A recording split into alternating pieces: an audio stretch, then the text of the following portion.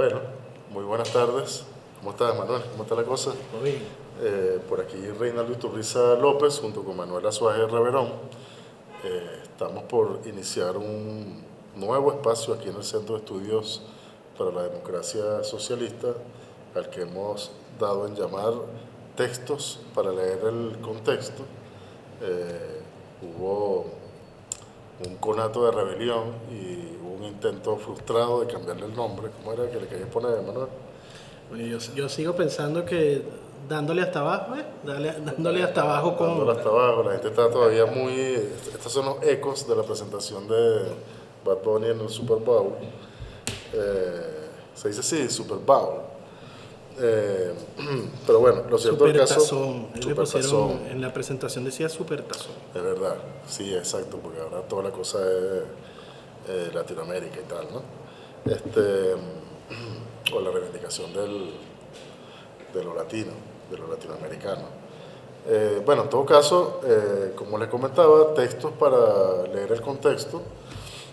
Nosotros vamos a estar aquí, bueno, vamos a ver, estamos básicamente haciendo este primer ejercicio, vamos a ver cómo resulta. Estamos volviendo a... lo que pasa es que si uno lo dice como las viejas prácticas, suena como a una cosa en desuso, ¿no? Bueno, de alguna forma está en desuso, pero no por las razones correctas. Es decir, aquí estamos volviendo como a lo básico. Eh, Uno tiene como un piso a partir del cual hace cosas, pero la cosa es que tampoco la idea es despegarse nunca de ese piso, ¿no? Hay un tipo de ejercicio analítico, en este caso específicamente, que hay que hacer permanentemente. Siempre es recomendable volver a textos clásicos que nos aportan herramientas muy importantes para analizar, para comprender la realidad, ¿no? Y bueno, entrando en materia, Manuel, nosotros decidimos comenzar con un texto, bueno, clásico entre los clásicos, Análisis de las situaciones, relaciones de fuerza, de Antonio Gramsci. Ese es un texto que pueden conseguir, por ejemplo, en esta edición de, de algunos de los textos que están incluidos en los cuadernos de la cárcel de Antonio Gramsci. Este se llama Notas sobre Maquiavelo, sobre la política y sobre el Estado moderno. Es una edición de Nueva Visión. Un texto que es un libro que es difícil conseguir en físico en este momento. Nosotros vamos a estar en la descripción del vídeo, vamos a estar compartiéndoles el enlace para que lo puedan descargar. Y en la edición, digamos, clásica de Ediciones Era, que es la que muchísimos y muchísimas de nosotros conocimos a través de los cuadernos de la cárcel editados por Era en México. Eh, Así fue que comenzamos a leer a Gramsci. Bueno, también está la antología esa famosa del Fondo de Cultura Económica. Allí este texto está en el tomo 5. En el tomo 5, estos sí son libros que, bueno, esos menos se consiguen en físico, pero también, al igual que este, se consiguen en digital. En el tomo 5, en el cuaderno 13 específicamente, comenzandito ese libro. Este es un cuaderno que reúne textos del 32 al 34, de 1932 a 1934. Bueno, ahí está, análisis de las situaciones, relaciones de fuerzas. Y está suelto también. Si uno lo busca en Google aparece suelto en algunos PDF, en páginas sueltas. Totalmente, está en la página esta Sí, marxista.org. ahí está, por ahí está. Sí, Por ahí. exacto, es un texto que hay una página argentina, creo que tiene muchos textos de Gramsci. En fin, es un clásico, realmente un clásico. En esta edición es un texto además bastante corto, como vamos a tratar de que sea la costumbre en este espacio. En esta edición de Nueva Visión es un texto que se lleva 11 páginas, un poco menos, ¿no? Eh, Tiene, yo no sé si llamarle, Manuel, si calificarlo como un texto denso.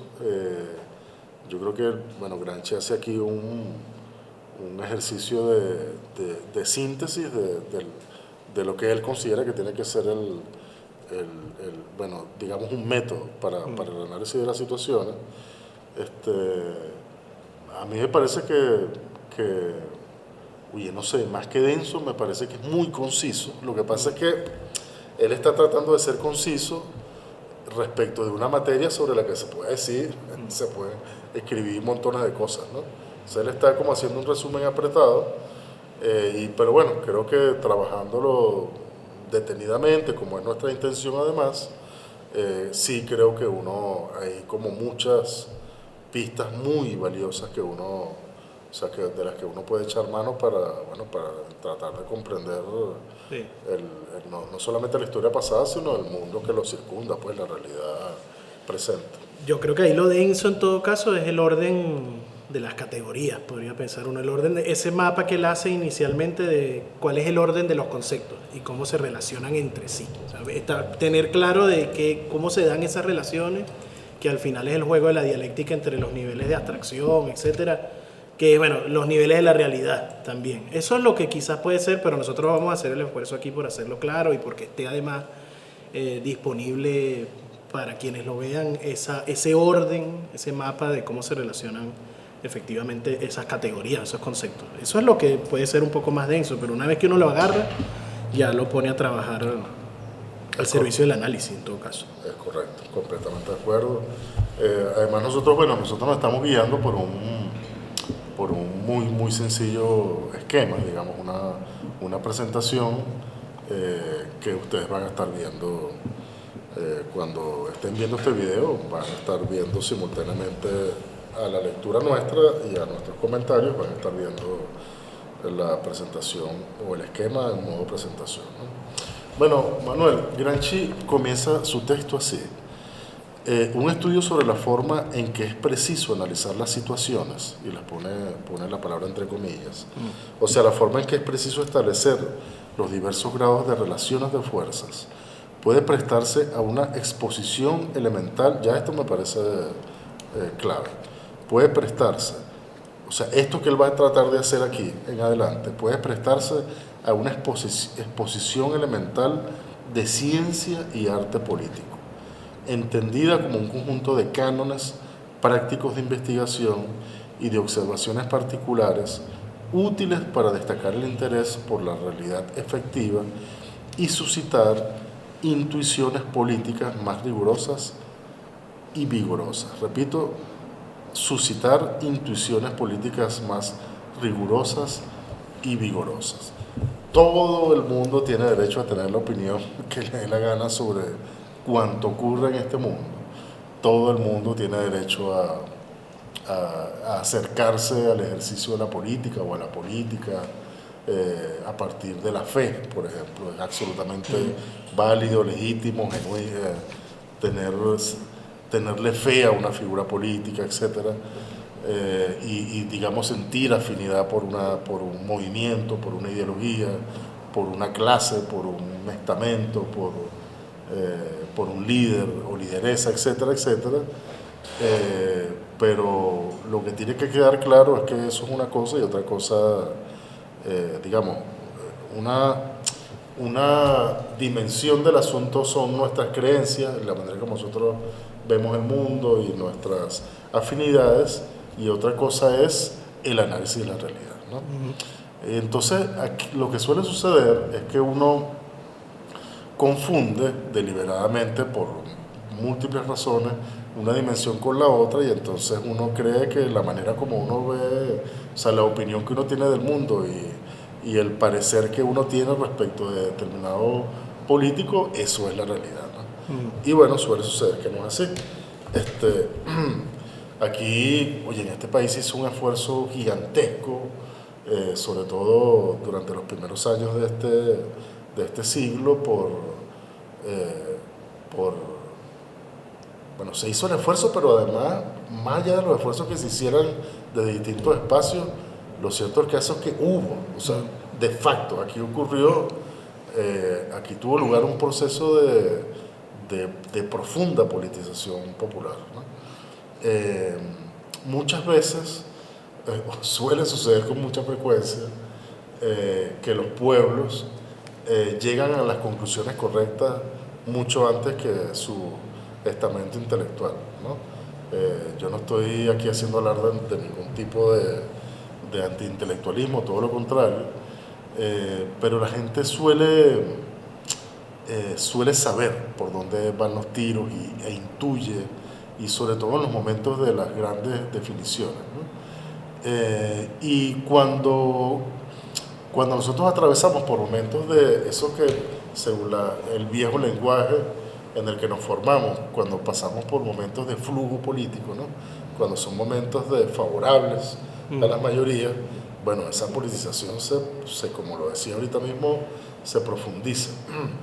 Pero luego, Manuel, estoy seguro de que estarás de acuerdo conmigo, en los momentos de reflujo político sucede todo lo contrario, ¿no? Es decir, ese avance que en algún momento, y con el comandante Chávez nos lo planteamos en varias oportunidades, él lo planteó en varias oportunidades, se refirió en varias oportunidades a este asunto de cómo alcanzar el punto de irreversibilidad del proceso, ¿no?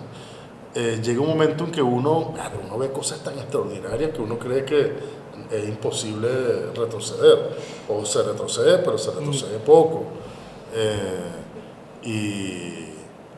pero bueno, luego se vuelve a avanzar. Yo creo que lo que nosotros hemos experimentado en los últimos años, por diversas razones, es un proceso, digamos, estamos en presencia de un movimiento muy, muy profundamente regresivo en términos de politización, ¿no? Repito, por muy diversas razones, me parece de hecho no solamente irresponsable, sino muy grosero achacarle la responsabilidad de eso a la propia gente. Yo creo que la gente tiene miles de razones para sentirse molesta, defraudada, para sentir que no se reconoce en el ejercicio de la política, en lo político, etcétera, ¿no? Pero bueno, el problema es que ese retroceso en términos de politización, bueno, va haciendo que el uso y manejo y la familiaridad con las herramientas de análisis de la realidad se va debilitando, ¿no? Y entonces, bueno, la realidad, que ya es adversa para las mayorías, que ya es una realidad con la que nos cuesta lidiar y por tanto deberíamos estar más prestos a transformarla, sucede todo lo contrario, ¿no? La realidad nos pasa por encima. Entonces, un poco por eso este intento por volver a algunas cuestiones básicas, y bueno, como lo acabamos de leer con Gramsci, este intento por suscitar intuiciones políticas más rigurosas y vigorosas. Sí, yo diría que ahí, a partir de lo que estabas planteando, hay dos cosas, ¿no? Puede haber una especie de contraposición, ¿no?, entre esta idea de la ciencia política y el arte de lo político, y cómo el análisis hace que esas intuiciones sean más rigurosas y más vigorosas. Pero al mismo tiempo, el reto en todo caso también tiene que ver con cómo hacer coincidir esas intuiciones, las intuiciones de lo popular, es decir, en los sectores populares, las organizaciones, la gente en general, por decir, sigue teniendo unas intuiciones. En la intuición tiene unas intuiciones que son importantes, incluso cuando la intuición pareciera que va en contra de lo que nosotros aspiraríamos que fueran, ¿no? O sea, esa intuición existe y está. Y lo que puede ocurrir es que hay una desconexión entre esa intuición y lo que esa intuición dice y lo que el análisis parece querer decir al mismo tiempo. Hacer coincidir el análisis con la intuición para que esa intuición sea más vigorosa y más rigurosa es lo que hace que funcione. Es decir, no es porque ¿qué permite eso? Que el análisis no sea un análisis en abstracto o teoricista, o un análisis para ver cómo funciona esa realidad desde un lugar que solo es el entendimiento, sino bueno, como ese análisis. Primero, cómo aparecen esas intuiciones vigorosas, esas intuiciones importantes que tiene la gente con el análisis, y cómo en el análisis cobran sentido. Y ahí esa desconexión ocurrió en alguna medida. Si la gente tiene intuiciones, cuando lo veamos y nos pongamos a pensar, por ejemplo, cuáles son las características de la crisis, uno ve que la gente intuye cosas sobre la crisis, sí, e intuye sentidos, vive, además, porque esa intuición tiene que ver con lo que vive en relación a esa crisis, y la conexión entre lo que te dice el análisis y lo que te dice esa intuición va a ser clave para poder hacer lo que ocurre después, que es esta idea de, bueno, ¿qué es propaganda? ¿Qué es agitación? ¿Cómo agitas? ¿Cómo conviertes tu análisis en agitación si esa agitación es agitación cuando conecta con la intuición y se hace vigoroso y se hace estratégico? Si no, bueno, si el análisis va por un lado y las intuiciones de la gente van por otra, hay una desconexión que no te permite que eso se convierta en acción, que eso se convierta en programa. Sí, de hecho a nosotros nos pasó una cosa muy paradójica, y es que mucha gente, o sea, estamos hablando de enormes contingentes de gente, o sea, estamos hablando de millones de personas, se replegaron de la política precisamente en razón de su grado de politización, ¿no? O sea, la política comenzó a parecerles una cosa, o sea, epa, esto ya no es lo que era, ¿no? Pero bueno, pero es una situación paradójica porque que era lo que quería subrayar. El problema es que en política no hay vacío, ¿no? Entonces, cuando tú te repliegas, ese es un espacio que ocupa alguien, ocupa una fuerza, ocupa... Entonces, bueno, entre otras cosas, bueno, uno de los grandes desafíos de la política del presente, ¿no? Que es cómo revertir ese proceso de repliegue. Pero bueno, nos estamos metiendo en... O sea, siento que los densos somos nosotros, vamos a dejar que hable Gramsci para nosotros hablar a través de él. O sea, creo que estamos siendo muy ambiciosos, pero bueno, Manuel, se vale porque es el primer ejercicio de este espacio, ¿no? Que hacemos en este espacio. Fíjate, él comienza identificando lo que llama diversos momentos o grados de las relaciones de fuerza, ¿no? Diversos momentos o grados de las relaciones de fuerza. O sea, lo que sugiere que eventualmente hay como vamos a decirlo así, como un nivel de fuerza que precedería a otro movimiento, y si este movimiento no ocurre, pero bueno, ya lo vamos a ver con más detalle, ¿no? Dice, comenzando por las relaciones de fuerzas internacionales, donde se ubicarían las notas escritas sobre lo que es una gran potencia, sobre los agrupamientos de estados en sistemas hegemónicos, y por consiguiente sobre el concepto de independencia y soberanía en lo que respecta a las potencias medianas y pequeñas, para pasar a las relaciones objetivas sociales, o sea, al grado de desarrollo de las fuerzas productivas, a las relaciones de fuerza política y de partido, sistemas hegemónicos en el interior del Estado, y a las relaciones políticas inmediatas, o sea, potencialmente militares. Entonces, quedémonos por ahora con la precisión de que para Gramsci existen 4 tipos de relaciones de fuerza. Las relaciones de fuerza de las fuerzas internacionales, lo estamos leyendo textualmente, las relaciones objetivas sociales, está lo internacional por un lado, están las objetivas sociales por otro lado, ya vamos a ver cuáles son esas relaciones objetivas sociales, están las relaciones de fuerza política y de partido, y hay otras relaciones que él llama, en esta parte del texto, llama políticas inmediatas, y entre paréntesis que pueden ser potencialmente militares. Ajá, ¿y cuál es la diferencia entre de fuerza política y de partido y relaciones políticas inmediatas? Bueno, ya eso, por supuesto, Gramsci lo va a explicar, ¿no? Él se detiene muy brevemente, es lo que menos trabaja en este texto, en las relaciones internacionales, y se comprende, o sea, uno hablando de intuición, uno más o menos intuye por qué Gramsci no se mete en este tema, o sea que si se mete en el tema internacional, bueno, hace algo el doble de largo, ¿no? Sí. Es más o menos claro que no es lo que más le interesa en este momento, pero es imposible dejar de decir que hay unas relaciones internacionales también, ¿no? Como es obvio, ¿no? Tú medio lo intuyes cuando él comienza abordando el tema de las relaciones internacionales, y entonces lanza la pregunta, ¿no?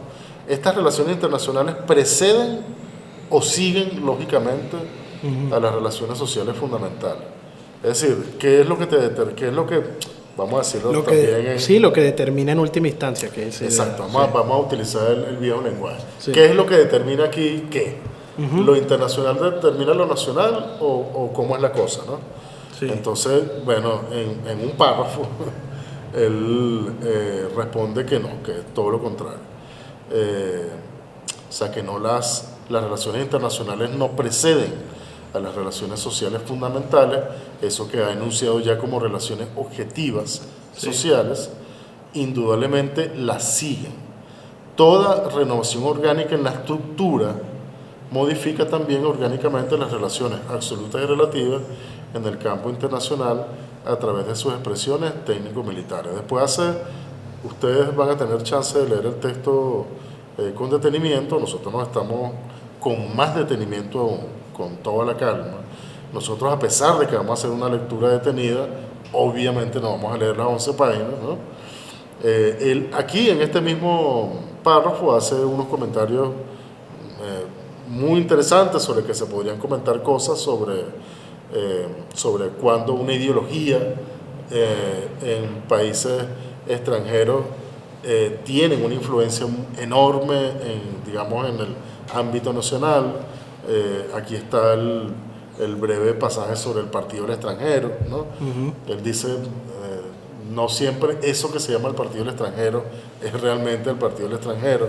Hay fuerzas muy nacionalistas, entre comillas, que más que, digamos, representar o encarnar los intereses propiamente nacionales, encarnan, son justamente, o están allí operando en razón de la subordinación de la nación, etc., ¿no? Claro, en este momento, para nosotros está clarísimo que el partido del extranjero en Venezuela es la ultraderecha, y la figura, digamos, clarísima ahorita, si le queremos poner un nombre, es María Corina Machado, ¿no? Pero bueno, no necesariamente era así en el momento en que Gramsci escribía esto. Sí, imagínense ustedes en Italia, y entonces en Italia teniendo que escuchar todo el tiempo que el partido del extranjero son los bolcheviques, ¿no? O sea, el bolchevismo, o sea, eso no tiene nada que ver con la nación italiana y tal, ¿no? Más o menos esto es lo que está sugiriendo Gramsci. Sí. Y en todo caso, ahí la idea, la pregunta metodológica tendría que ver con, bueno, de qué es lo que se oculta detrás de los discursos nacionalistas, en todo caso. Es decir, qué es lo que oculta el discurso sobre lo nacional en términos más concretos, ya aterrizando sobre el terreno. Sí. Pero sí, el contexto es clave, porque ese contexto es el que te permite entender por qué plantea ciertas cosas y por qué lo militar es importante también, que siempre lo va a hacer en todo el análisis, claro. Pero ahí, de cara al conflicto por venir, en esos años y que ya está en ciernes, lo militar tiene un peso que tiene también en torno a este agrupamiento sobre lo internacional. Sí, estamos en el periodo entre guerras. Sí. O sea, los conflictos interimperialistas acaban de dirimirse por la vía militar y están por dirimirse por la vía militar. Entonces, ciertamente, pero bueno, ya vamos a llegar a esa parte de lo militar. Entonces, él se mete, digamos, zanja esta cuestión de, bueno, mira, existen estas 4 tipos de relaciones, o estos diversos momentos o grados de relaciones de fuerza. Despachan un párrafo esto de las relaciones internacionales, que no preceden, sino que suceden. Manuel, yo creo que en parte, por eso es que hay tanto análisis geopolítico, que a uno le suenan como una cosa como extraña, ¿no? Bueno, porque por definición son análisis geopolíticos, tú no le puedes pedir otra cosa a un análisis de esa naturaleza. Sí. Pero, o sea, me refiero como al tipo de análisis que se escribe mucho sobre Venezuela, ¿no? O sea, que hay gente como contándote afuera lo que ocurre aquí. Entonces tú dices, bueno, tal vez en un nivel, eso que están diciendo ahí es lo que está ocurriendo, pero parece, o sea, muchas veces da la impresión de que la persona que está escribiendo a ese nivel no tiene ni la más mínima idea de lo que está ocurriendo en la escala nacional, ¿no? Bueno. ¿Qué es eso que es determinante? Incluso determinante, es que lo es determinante, claro. Que es decir, bueno, si para uno poder entender la geopolítica en este ping-pong que va aterrizando con los ejemplos, para uno poder entender el lugar que ocupa Estados Unidos, por ejemplo, en este conflicto geopolítico y las políticas que tiene a nivel internacional, uno tendría que preguntarse, esto que dice aquí, bueno, ¿qué es lo que está ocurriendo adentro? ¿Cuáles son las relaciones sociales en el interior de Estados Unidos que tienen que ver con ese conflicto? Que tiene que ver, bueno, cuál es ese conflicto entre las formas de capital, la forma más internacionalizada del capital, la forma más nacional del capital, ese conflicto que es el conflicto que tiene figuras, Musk versus Zuckerberg, por ejemplo. como figuras del capital, el conflicto entre los sectores industriales que apoyan a los demócratas, los sectores industriales del capital que apoyan a Trump, etcétera. Bueno, ellos marcan una geopolítica, cuál es la influencia que tiene el sector de energía petrolera, etcétera, en las decisiones, y eso es nacional. Si el lugar que ocupa Estados Unidos en el mundo y las potencias no lo explica la geopolítica, lo explica el análisis de las situaciones al interior de esos países, e incluso después también, bueno, qué es lo que ocurre al interior de las relaciones en Venezuela que ponen a Venezuela en el lugar en el que está en ese conflicto. Creo que ahí es a donde está llamando. Si la pura geopolítica es en la sección de los noticieros donde hablan de política internacional, que son noticias sobre que el canciller fulano se reunió con el canciller fulano. Entonces, bueno, eso por sí solo es una abstracción, no explica. Lo que te quiero decir, Manuel, te lo voy a decir de manera más expresa, es que hay un cierto tipo de antiimperialismo muy singular, sí, que no da cuenta de los padecimientos de las mayorías, claro, populares, ¿no? Sí. Y eso me parece bastante curioso. Bueno, entonces zanja esta cuestión y se mete de una vez a uno de esos digamos, como al segundo momento analítico clave, ¿no? Y sin o sea, si no te detienes aquí, no tratas como o sea, este es Gramsci a su vez yendo a lo básico para su época, ¿no? Que, bueno, hermano, si no entendimos esto que planteó Mann aquí, es como complicado entender este método de análisis, ¿no? Y es el tema entre estructura y superestructura. Fíjate que él, no sé si te diste cuenta, Manuel, él aquí no habla de superestructuras, sino de superestructuras. Y nosotros no tenemos la más mínima intención de meternos en ese debate ahorita sobre lo estructural y lo superestructural. Sí. Simplemente nos vamos a limitar a seguir el esquema. Sí. Esa es otra cosa importante. Esto es un esquema de análisis. Sí, sí, sí. Simplemente nos vamos a limitar En todo caso, uno podría recomendar cosas. Es decir, en ese debate resulta muy ilustrativo el apartado del antimanual, por ejemplo. Del antimanual para marxistas, marxólogos y marcianos de Ludovico Silva. Tiene un apartado donde se dedica a eso, que creo que... bueno, ese es de Ludovico. Después el de formaciones creo que lo escribió Héctor Silva Michelena, el hermano.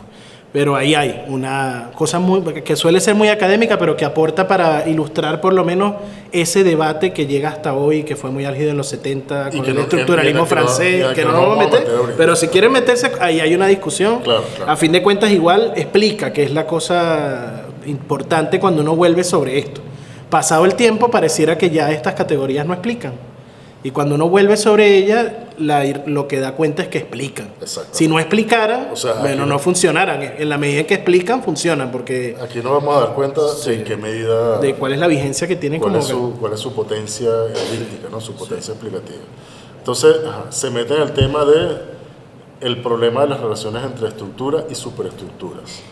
Se dice que este problema es el que es necesario plantear exactamente y resolver para llegar a un análisis justo de las fuerzas que operan en la historia de un periodo determinado y definir su relación. Entonces, él define aquí, o vuelve, mejor dicho, sobre dos principios que él considera fundamentales. Uno, ninguna sociedad se propone tareas para cuya solución no existan ya las condiciones necesarias y suficientes o no estén al menos en vías de aparición y de desarrollo. Y dos, ninguna sociedad desaparece y puede ser sustituida si antes no desarrolló todas las formas de vida que están implícitas en su relación. A partir de la reflexión sobre estos dos cánones, sobre estos dos principios, se puede llegar al desarrollo de toda una serie de otros principios de metodología histórica, plantea Gramsci. Sin embargo, en el estudio de una estructura, entonces aquí va a ser otra distinción. Se detiene primero en la estructura, ¿no? Y deja la superestructura o las superestructuras para un poco más adelante. En el caso de la estructura, bueno, esto me parece muy importante, es necesario distinguir los movimientos orgánicos. Está lo orgánico de la estructura, él dice entre paréntesis relativamente permanentes, de los movimientos que se pueden llamar de coyuntura. Es decir, está lo estructural, pero no orgánico, sino de coyuntura, lo pone entre paréntesis. Y se presentan como ocasionales, inmediatos, casi accidentales, sí, Manuel. Sí, ahí yo lo conectaría, lo haría uno y recomendaría en todo caso. Si uno vuelve sobre lo anterior, es decir, si vuelve sobre el punto 1 y 2 que mencionaba antes, ahí hay una relación. Es decir, ¿qué es lo orgánico? Lo orgánico tiene que ver con las condiciones necesarias y suficientes. ¿Qué es lo que hay dentro de una sociedad? ¿Cuáles son esas condiciones que son orgánicas? ¿Cuál es esto? ¿Cuáles son las formas implícitas de vida que tiene una sociedad? El movimiento del orgánico se da ahí. Y tiene que ver con eso estructural. Por encima del orgánico, bueno, pueden entrar en contradicciones si las organizaciones políticas, etcétera, se proponen algo que no esté en consonancia con el momento del orgánico, pero hay ese vínculo, bueno, dialéctico necesariamente entre, bueno, cuáles, por algo lo dice, además, bueno, cuáles son las tareas asociadas a eso que es orgánico en todo caso, cuáles son, que es un guiño directo, ni siquiera un guiño, es una cosa tomada de lo que está en el prólogo de la contribución a la crítica de la economía política de Marx, que lo afirma directamente ahí, qué es lo que agota, cómo se agotan las posibilidades, etcétera, las relaciones interiores de una sociedad. Ya, de hecho, ya él se va a detener en eso que tú estás comentando, ¿no? Se dice, es necesario distinguir entonces a nivel de estructura, vamos a decirlo así, es necesario distinguir entre los movimientos orgánicos y los movimientos de coyuntura. Los fenómenos de coyuntura, estos últimos, dependen también de movimientos orgánicos, pero su significado no es de gran importancia histórica. Dan lugar, esto es lo que me parece, dan lugar a una crítica política mezquina, cotidiana, que se dirige a los pequeños grupos dirigentes y a las personalidades que tienen la responsabilidad inmediata del poder. Y esto es muy relevante porque el 90% de la opinática política en Venezuela, y estoy seguro de que en casi cualquier parte del mundo, es crítica política mezquina, que permanece, digamos, a nivel de coyuntura, Sí. y dice básicamente absolutamente nada de lo orgánico, de lo que aquí Gramsci llama orgánico. Bueno, pero explícame qué es orgánico, ya vamos para allá, ¿no? Él dice, y seguramente reconocerán la mezquindad de esta crítica política, o mejor dicho, se comprenderá la mezquindad de esta crítica política, la razón de esa mezquindad, ¿no? Que es realmente lo que quiero plantear. Y esa mezquindad, o sea, más allá de, digamos, no es una actitud moral, es una falla en el análisis. Sí. Y es una falla en el análisis en tanto que el problema es que si tú no analizas la dimensión estructural orgánica, que ya vamos a ir allá en el caso de Venezuela, es imposible comprender tu país, hermano. O sea, tú podrás decir que te gusta que te gusta el otro, o que te sientes identificado más con esta identidad política y más con otra, pero si no vamos a lo orgánico, es muy complicado, ¿no? Ya vamos para allá. Sí. Entonces, mientras que estos análisis que se quedan a nivel de lo coyuntural dan lugar a esta crítica política mezquina, los fenómenos orgánicos dan lugar a la crítica histórica social, que se dirige a los grandes agrupamientos, más allá de las personas inmediatamente responsables y del personal dirigente, ¿no? Esta cosa de Marx también de que, hermano, pero el problema no es el burgués, ese burgués específicamente, por ejemplo, Trump. Sí, ¿no? exacto. O sea, Sí. el problema no es él como persona, hermano, el problema es entender, o sea, Sí, como es representación de un fenómeno o de otro proceso que está de fondo. cómo está encarnando una clase, Sí. etc., ¿no? Pero si no es superficial todo, que es el problema, al final, todo análisis, o que no es análisis, al final, todo comentario termina siendo un comentario de la superficialidad. Exacto. Tan superficial que uno lo ve, que llega incluso a colores de zapato y cosas así que tú dices, bueno, Exactamente. tampoco... Entonces, fíjate, bueno, o sea, está chévere para programas de humor, para Sí. está digamos, la política también es eso, ¿no? Sí, Tampoco sí, nos sí. vamos a poner exquisitos, ¿no? Y además, qué sé yo, uno hace ejercicio de retórica, pero bueno, pero no necesariamente eso te permite o te acerca a la comprensión de la dinámica, de la realidad concreta para...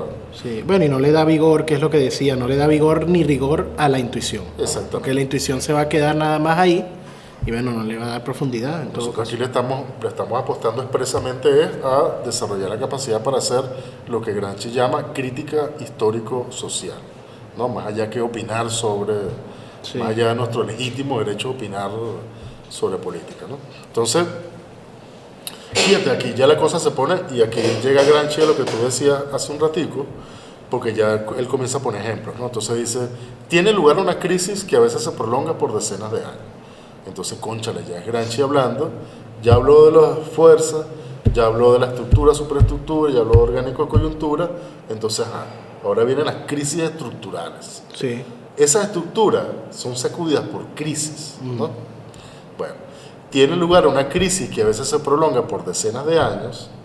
Esta duración excepcional en sí misma significa que en la estructura se han revelado, maduraron, ¿no? Y ahí volvemos a Marx, contradicciones incurables, y que las fuerzas políticas que obran positivamente en la conservación y en la defensa de la estructura misma se esfuerzan, sin embargo, por sanear y por superar dentro de ciertos límites. Chamo, cuando leí esta línea pensé en la COPRE, ¿sabes? Sí, todos los En esfuerzos. la Comisión bueno, para la Reforma del Estado. ya vamos a ir para allá. Para superar Todos los ese- esfuerzos del propio sistema, Sí. de la expresión superficial del sistema por evitar.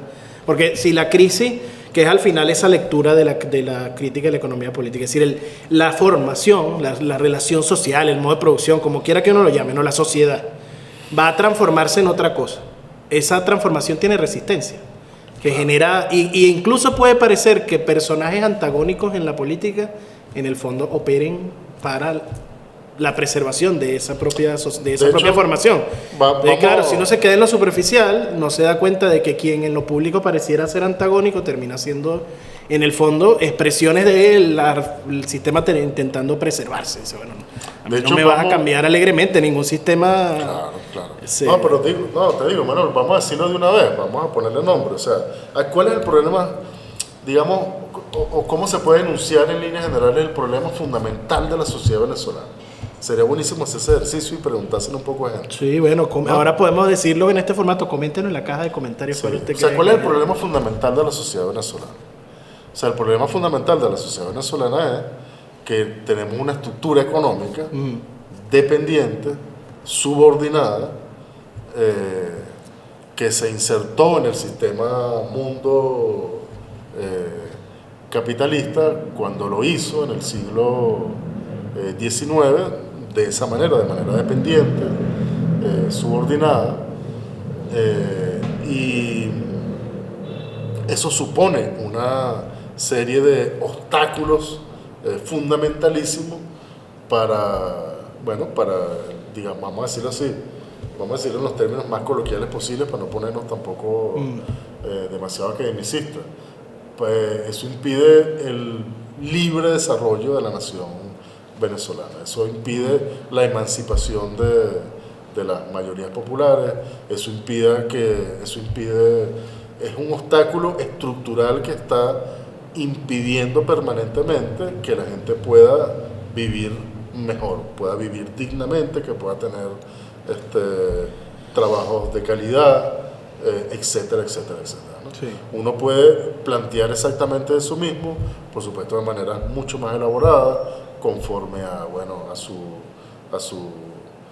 su arsenal teórico, a su arsenal conceptual, al partido en el que milite, a las ideas en las que crea, etcétera, etcétera, ¿no? Ese obstáculo fundamental, eso que algunos estudiosos han llamado modelo capitalista rentístico petrolero venezolano, Sí. ¿no? que es la forma que asume ya en el siglo XX, no en el siglo XIX, obviamente. Bueno, no estaba el petróleo o sea, no era el petróleo el centro de la dinámica, ni de la dinámica económica venezolana, ni tampoco global.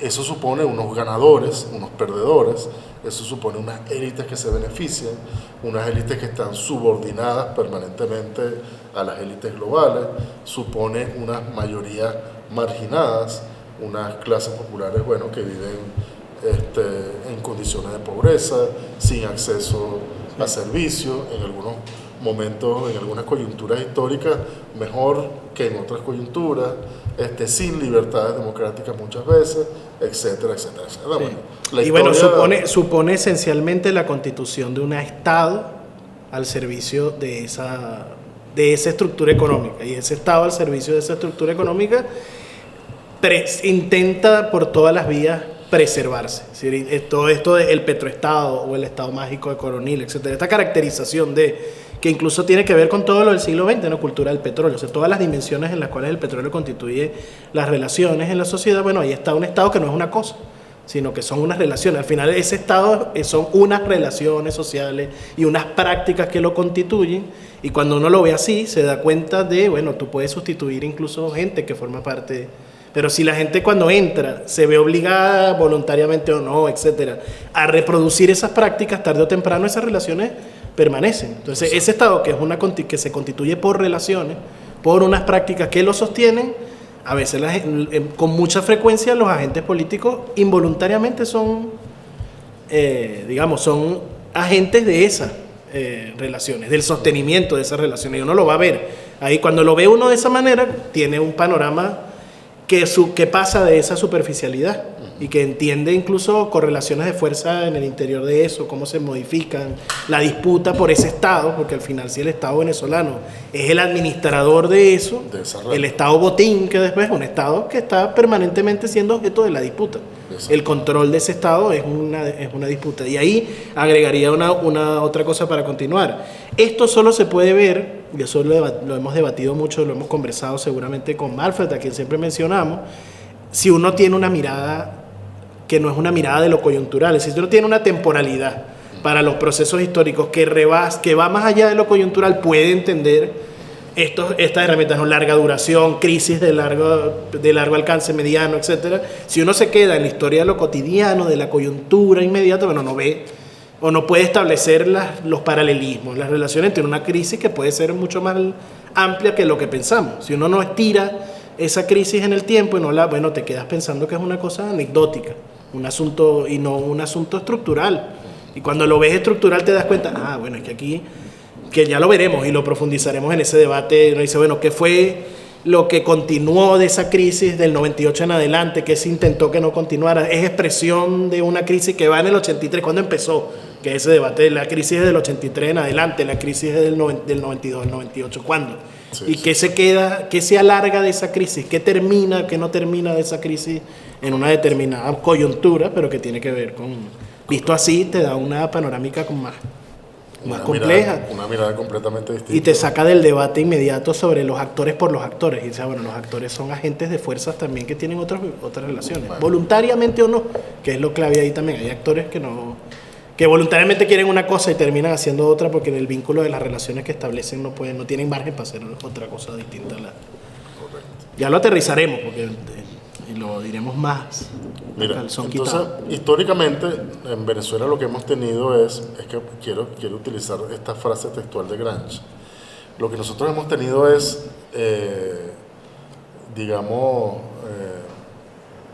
circularmente no es el término, constantemente, permanentemente. Lo que hemos tenido es fuerzas políticas, económicas, sociales, encarnando las fuerzas vitales del propio país, encarnando las fuerzas vitales o actuando en tanto que fuerzas vitales del propio país, y fuerzas políticas, sociales, económicas, sobre todo económicas, pero también políticas, que al contrario representan la subordinación y el sometimiento económico a una nación en específico o a un conjunto de naciones. Obviamente sabemos que estamos hablando bien de Estados Unidos o bien de alguna potencia europea, ¿no? Entonces tenemos fuerzas, eso falta incluirlo en el esquema, las fuerzas que encarnan, valga la redundancia, las fuerzas vitales del propio país y las fuerzas que representan la subordinación y el sometimiento económico. Esa es la historia de Venezuela, ¿no? Esa es la historia no solamente de Venezuela, esa es la historia de las naciones subordinadas siempre, ¿no? Entonces, dice, bueno, cuando esta crisis se expresa, o sea, cuando la crisis de esta posición subordinada y dependiente en el sistema económico, en el sistema mundo capitalista, como ya leíamos, el hecho de que esa crisis se prolongue durante muchos años significa que en la estructura se han revelado, han madurado contradicciones incurables, y tenemos estas fuerzas que, hasta aquí lo leíamos, ¿verdad? Obran positivamente en la conservación y defensa de la estructura misma, porque además son beneficiarias, se atributan a la conservación del statu quo y se esfuerzan, sin embargo, por sanear y por superar dentro de ciertos límites. Pero también ocurre, estos esfuerzos incesantes y perseverantes forman el terreno de lo ocasional, sobre el cual se organizan las fuerzas antagónicas que tienden a demostrar que existen ya las condiciones necesarias y suficientes para que determinadas tareas puedan y por consiguiente deban ser resueltas históricamente. Una fuerza pugnando por preservar el statu quo y una fuerza pugnando por antagonizando y pugnando por su transformación, ¿no? Sí. Estas son las crisis estructurales para Gramsci. Y esta es, digamos, en líneas generales, la naturaleza de las fuerzas que se enfrentan, ¿no? Sí. Además dice ahí, ¿no?, que este esfuerzo, ¿no?, estas fuerzas incesantes y perseverantes, y va a poner en la nota, porque ninguna forma social querrá jamás confesar que está superada, es decir, ella se resiste. Y los parches, tú mencionabas la COPRA, etcétera, pero todos los parches posteriores también son parches de, bueno, no querer reconocer esta forma no da para más. Entonces, si esa forma, que no es nada más solamente lo del status quo, sino la forma social en su totalidad, es decir, toda otra nueva sociedad distinta, bueno, se resiste la que está a reconocer su ocaso. Y en esa resistencia a reconocer su ocaso, bueno, genera una cantidad de fuerzas que son ocasionales en ese momento, es decir, que son ocasionales en el intento de sostener la conservación de esa forma social, hasta que la forma social no dé para más, porque ahí la cosa es, bueno, ¿cuándo puede alargarse cuánto tiempo más puede durar el alargamiento de esa crisis, en la medida en que, bueno, la forma social no da para más? Tiene en su interior todas las contradicciones que ocasiona. Y ahí yo creo que lo interesante, por adelantar igual, es que uno estaría tentado a hacer una lectura mecanicista de la cosa. Pero como el mismo Gramsci va a aclarar más adelante, nunca es mecanicista, porque el factor determinante para ese cambio cualitativo no está en la fuerza productiva, si se entiende la fuerza productiva como una cosa abstracta o una entidad sin sujeto. El factor determinante es la política, por eso el aporte importante que hace Gramsci ahí es, bueno, lo que va a ser decisivo es cómo las fuerzas políticas logran resolver ese conflicto, y ellas van a ser la clave para que se dé ese cambio cualitativo de la forma social. Comprendo tu ansiedad. Son el actor. Te estás adelantando. Adelante un poquito. Pero sí, es tal cual, para allá vamos, ¿no? No, bueno, no, Manuel, pero para continuar con eso que decías de último. Viste que está este debate sobre la revolución, sobre la naturaleza, el significado histórico de la revolución bolivariana, ¿no? Sobre el liderazgo de Chávez y tal. Y yo he escuchado a muchos compañeros, o sea, a muchos compañeros que yo respeto mucho, con los que he militado durante mucho tiempo y con los que seguiré militando, o sea, son mis camaradas de lucha. O sea, yo he escuchado a compañeros y a compañeras decir, o me han planteado expresamente que la revolución bolivariana, bueno, y esto es una cosa discutible, obviamente, sí, que la revolución bolivariana fue simplemente no menospreciándola. Sí. Pero, o sea, si tú haces la lectura esta de larga duración y te pones como serio objetivo, o sea, la revolución bolivariana no fue sino un intento, digamos, un poco más radical que el intento de los adecos por democratizar la renta, pero de ahí a plantearse que significó algo más, cónchale, eso ya es como propaganda, ¿no? Bueno, yo difiero completamente de esa perspectiva. Me parece que es una lectura bueno, equivocada, pues, muy respetable. Además que tiene sólidos argumentos en su favor, pero yo creo que es posible demostrar que no. O sea, yo creo que es posible, o sea, yo creo que aquí se planteó expresamente, pero no solamente a través de documentos y del programa político, o sea, digamos, de la dimensión programática de la Revolución Bolivariana. Y creo que no solamente Chávez, en tanto que líder del movimiento, yo creo que aquí el sujeto popular, o esa multiplicidad de sujetos, de subjetividades populares, que en su momento fue el chavismo, se planteó expresamente la transformación del statu quo. Y creo, de hecho, que la enorme ventaja que tuvo frente a su contraparte histórica era tener justamente un programa. Luego tú puedes hacer un análisis sobre los aciertos, las limitaciones, los graves errores de ejecución del programa, o sea, ya el programa convertido en política, es otra dimensión del análisis. Sí. Esa ni de casualidad vamos ni siquiera a comenzar aquí, a iniciar aquí su consideración. Pero yo sí creo que ahí me recordaban estos días de Lorena hablando de la cosa rupturista. Yo creo que o sea, yo creo que lo rupturista del chavismo tiene su razón histórica en el hecho de que está precisamente tratando de responder a los problemas fundamentales de la sociedad venezolana. Para mí no es en lo absoluto casual que el chavismo, o por lo menos que los gérmenes de eso que eventualmente durante los 90 se va a fraguar como chavismo, comienzan tienen sus condiciones históricas de posibilidad justamente a finales de los 70, comienzos de los 80, justamente cuando este modelo capitalista, rentístico, petrolero venezolano entra en crisis. Eso no es casualidad. El 27 de febrero no es casual. Y bueno, la gran fortuna histórica para las mayorías populares venezolanas fue que, digamos, ese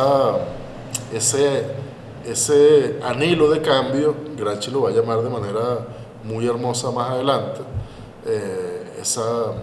no recuerdo cómo es que lo llaman, ya lo vamos a leer, tiene traducción política, va a tener traducción política durante los 90. Eso no era, nosotros no estábamos condenados, digamos, el destino no nos tenía preparados eso porque nosotros somos chéveres. Eso fue una cosa que el pueblo, bueno, tuvo la fortuna, pero también, oye, hizo bastante para que eso ocurriera. Yo creo que esa es como la manera como hay que leer, mejor dicho, yo no creo que esa es la manera como hay que leer. Esas son las hipótesis de trabajo con las que yo analizo perdón, sobre estas cosas. Y bueno, me parece que en la medida en que uno aprende, es capaz, desarrolla la capacidad de aprender cuánto hay de orgánico, o sea, de estructural, pero en el sentido orgánico en términos gramscianos. En todo esto, en este proceso histórico, no solamente los últimos 25 años, sino los últimos 50 por lo menos, es posible comprender cuestiones más de coyuntura, ¿no? Para seguir con Gramsci. Sí, yo te diría, bueno, ahí matiza, y vamos a ver cómo va. Yo creo que va a salir bien en la medida en que además haya polémica o diferencia también entre nosotros. Yo diría en ese caso que mi lectura del asunto de cara a estos textos es que hay un intento de preservación. Esta idea de, bueno, hay la forma social venezolana, no solamente el status quo entendido si se entiende como, yo entiendo que tú te refieres al status quo como expresión de esa forma social, ¿no? Que es la forma social de la Venezuela petrolera, rentista que tú mencionabas. Es decir, esa forma social tiene agentes, ¿no? En Venezuela, tiene agentes, fuerzas políticas que quieren preservar esa forma social y tiene agentes que quieren transformar esa forma social. A mí me parece que lo que ocurrió es que al interior del chavismo se expresó esa propia contradicción. Es decir, hay un sector de la Claro, dirigencia obviamente. del chavismo que quiso preservar esa forma social y jugó a preservar esa forma social porque además entendió que esa forma social es la que permite constituirse como élite a largo plazo. Claro, claro. Y otro sector popular desde abajo que peleaba y presionaba constantemente por esa transformación y que tenía, y ahí seguramente hay otro objeto de debate álgido, no entre nosotros seguramente, sino de cara a la gente que vea esto, que yo creo que tenía en Chávez un aliado, el sector que pujaba por la transformación de esa forma social. Al Chávez dejar de estar, la fuerza política al interior del chavismo que quería la preservación de esa forma social de la Venezuela petrolera, etcétera, triunfa a la larga, es decir, va derrotando las otras capas del chavismo que pugnaba desde abajo y a la larga triunfa. Si uno no lo ve, esa otra lectura de, bueno, al final de cuentas fracasó todo y no ve los matices, no ve la potencia de, bueno, todo lo que se aglutinó para pujar contra esa forma social. Y bueno, tampoco te permitiría preguntar, bueno, ¿por qué fue derrotada? ¿Sí? ¿Qué fue lo que permitió que fuera derrotada en términos de manejo del Estado, de élites políticas, de recursos, etcétera, que desde el propio Estado derrotaron a esa fuerza? Primero derrotaron esa fuerza del interior del proceso de cambio y después fueron derrotando todas las demás y aliándose. Eso es lo que te permite que hoy en día tu aliado sea Fede Cámaras cuando fue tu antagonista original. Esa es la última, viste que esa es la última frontera analítica en este país. Eso es lo que nadie quiere analizar. Nadie quiere analizar cómo pasó eso. Claro. ¿No? Porque te permite reconocer que hay una potencia de transformación ahí, a los que no quieren verlo porque lo meten todo en un mismo saco. Y a lo interno te permitiría reconocer también, o tener que mirar qué fue lo que pasó en ese proceso, qué fue lo que se derrotó, subordinó en la preservación de esa forma. Exactamente, bueno, yo estoy de acuerdo con yo coincido plenamente con lo que tú planteas. Pero además, en este momento, Manuel, 2026, me parece demasiado importante subrayar lo que te decía antes, ¿no? Porque, el derrotero de este proceso ha sido el que conocemos, ¿no? Ya vamos a ir para allá, el centinela extranjero. Te decía que en este momento, justamente porque ha pasado todo lo que ha pasado, Manuel, me parece muy importante, o por lo menos subrayar, mira, ya va, yo tengo esta hipótesis, y es que aquí sí se trataron, o sea, aquí hubo aquí el problema fue que un proyecto político intentó encaró los problemas fundamentales de esta sociedad. ¿Por qué? Manuel, como lo acaba de decir, como lo acabamos de leer con Gramsci, porque vamos a leerlo en Marx. La humanidad se propone siempre únicamente los objetivos que puede alcanzar, pues bien miradas las cosas, vemos siempre que estos objetivos solo nacen cuando ya se dan, o por lo menos se están gestando, las condiciones materiales para su realización. Y el hecho de que se estuviera gestando la posibilidad histórica, dado los límites manifiestos del modelo económico, subordinado y dependiente, dada que se medio asomara la posibilidad de un estado de cosas, distinto, para no decir que íbamos a llegar al paraíso ni nada por el estilo, pero que trascendiera ese modelo. Obviamente todas las fuerzas comprometidas con la preservación de ese statu quo iban a pegar el grito al cielo, y eso es la historia de Venezuela durante estas últimas décadas, incluyendo, estoy completamente de acuerdo contigo, muchas fuerzas o fracciones o facciones o tendencias dentro del propio chavismo, que además sabemos que es un movimiento... En todo caso, que no sé si me vuelvo a adelantar, pero en todo caso me parece interesante que cuando leía esto me lo preguntaba, decía, bueno, si parte de lo que explica este fracaso, derrotero, etcétera, tiene que ver con que todavía no se había agotado completamente la propia capacidad del sistema. O sea, al no derrotar, el sistema todavía podía generar una élite política. No, yo creo que el petróleo todavía podía ser utilizado para generar una élite política que se montara sobre...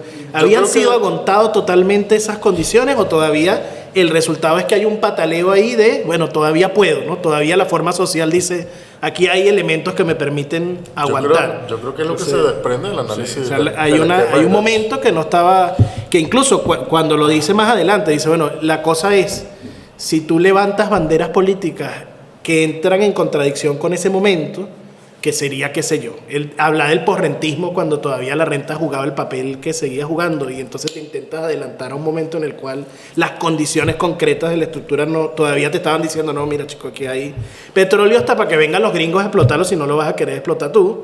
Te genera una contradicción entre lo que pide el proyecto y lo que las relaciones están realmente agotando o no agotando. Al no agotarse completamente, bueno, generó capas, generó mecanismos para preservarse, y esos mecanismos se expresaron por todos lados. Sí, es totalmente plausible, y creo que del esquema analítico de Gramsci se deriva eso. Entonces, fíjate, él hace aquí me parece que aunque no lo incluimos en el esquema, él dice cosas aquí que me parecen de un valor enorme. Dice, o sea, esto no es sencillo, esto no es ¿cómo que la expresión? Esto no es soplar esa botella. Esto dice, el error en que se cae frecuentemente en el análisis histórico político consiste en no saber encontrar la relación justa entre lo orgánico y lo ocasional. O sea, eso no es que eso es normalito hacer eso. Se llega así a exponer como inmediatamente activas causas que operan en cambio de una manera mediata. O por el contrario, a afirmar que las causas inmediatas son las únicas eficientes, ¿no? Que es lo que suele ocurrir, ¿no? Que otra vez la crítica política mezquina. En un caso, se tiene un exceso de economismo, ¿no? Bueno, esa gente fastidiosísima, Manuel, que todo es el petróleo, todo es los límites del modelo, o sea, todo pasa por ahí, ¿no? Sí. O sea, cónchale, incluso concediéndole que eso puede ser, para repetir la expresión a la que tú apelaste, está bien, hermano, eso en última instancia lo determina, pero cónchale, construyeme mediaciones, o sea, aplícame mejor la cosa, más o menos como lo del bloqueo. ¿Qué es lo que dice él ahí? El factor decisivo es la acción política, de las fuerzas. Ya vamos a llegar ahí, yo sé que quieres llegar ahí, ya vamos a llegar ahí. En un caso se tiene un exceso de economismo o de doctrinarismo pedante, estamos hartos ya de los doctrinaristas pedantes. En el otro, un exceso de ideologismo, ¿no? Coño, yo creo que ahorita hay más de esto que del doctrinarismo, para utilizar siempre los términos de Gramsci. En un caso se sobreestiman las causas mecánicas y en el otro se exalta el elemento voluntarista e individual. Ahorita pareciera que todo es la voluntad dice un poquito más adelante, el nexo dialéctico entre los dos órdenes de movimientos y en consecuencia de investigación es difícilmente establecido con exactitud. Y mira lo que dice aquí. Si el error es grave en la historiografía, si nosotros podemos cometer errores gravísimos aquí tratando de aportar elementos para entender la realidad, pero no va a pasar nada, simplemente la gente se burla de nosotros, es aún más grave en el arte político. Ahí sí pesa. Cuando no se trata de reconstruir la historia, sino de construir la presente y la futura. O sea, bueno, como nosotros sí nos tomamos este asunto en serio, o queremos, lo que queremos es reconstruir construir la historia presente y la futura, por eso que estamos haciendo este ejercicio. Entonces, por fin vamos a llegar a la parte. Fíjate que te voy a hacer una trampa porque me parece esa cita, que además la metáfora que utiliza es hermosa, y la voy a leer aquí rápido, que es la que viene después, ¿no? Dice, son los mismos deseos de los hombres y sus pasiones menos nobles e inmediatas las que causan el error, en cuanto se superponen al análisis objetivo e imparcial, y esto ocurre no como un medio consciente para estimular la acción, sino como un autoengaño. La serpiente también en este caso muerde al charlatán, o sea, el demagogo es la primera víctima de la demagogia. O sea, el político que se pone de espaldas a esa realidad que le está pegando en la cara e intenta construir un discurso que va por otro lado, termina siendo la primera víctima de su demagogia. Y es brillante la metáfora y la forma como lo expresa claramente. Total. Bueno, entonces, un poco más adelante, él pone aquí un largo ejemplo. Sí, de la Revolución Francesa, ¿no? Bueno, de Francia posterior, más bien, de lo que ocurre a partir de la Revolución Francesa. No, a partir de la Revolución y hasta la Comuna. Es que ahí es lo de la larga duración. Hace dos párrafos en los que analiza 100 años de historia francesa. 100 años de historia francesa, entonces no nos vamos a detener ahí. Pero sirve como ejemplo para el que lo vaya a leer justamente Claro. de cómo el análisis no es un análisis de la coyuntura. Exacto. Ni de los hechos pequeños que ocurrieron y O las sea, anécdotas de quién estaba y quién no estaba. Si esto fuera Venezuela, sería no Francia de 1789, 1870, sino Venezuela de 1920 al Sí, 2010, puede ser, o antes de Cipriano 2012, Castro, qué sé yo, sí. Bueno, en 2 párrafos. Entonces, aquí vuelve al tema de, ok, ahora sí nos vamos a meter, por fin, Manuel, ahora sí nos vamos a meter con seriedad en la cosa de las relaciones de fuerza, ¿no? Ya revisamos los diversos momentos o grados de las relaciones de fuerza, pero apenas los nombró. Habló de estructuras, superestructuras, cuáles son los 2 principios. Ninguna sociedad se propone tareas para cuya solución ninguna sociedad desaparece y puede ser sustituida, etc. Luego habló de los 2 movimientos. Cuando uno va a estudiar una estructura, hay 2 movimientos, lo orgánico y lo de coyuntura. Luego ya comienza a ponerse buena la cosa. La crisis estructural, cómo se expresan ahí, cómo se expresa lo orgánico, cómo se expresa la coyuntura. Ya entraron en juego las fuerzas que quieren conservar, se quiebra la estructura, se está rompiendo a pedazos y hay fuerzas que quieren preservar ese estatus y hay fuerzas antagónicas que quieren ir más allá. Y entonces vuelve, ¿no? Sobre, ok, ahora sí nos vamos a poner serio con el tema de qué son ¿qué es eso de relaciones objetivas sociales, ¿no? Entonces, dice, una relación de fuerzas sociales estrechamente ligadas a la estructura. Es una relación de fuerzas sociales estrechamente ligadas a la estructura, objetiva, independiente de la voluntad de los hombres, que puede ser medida,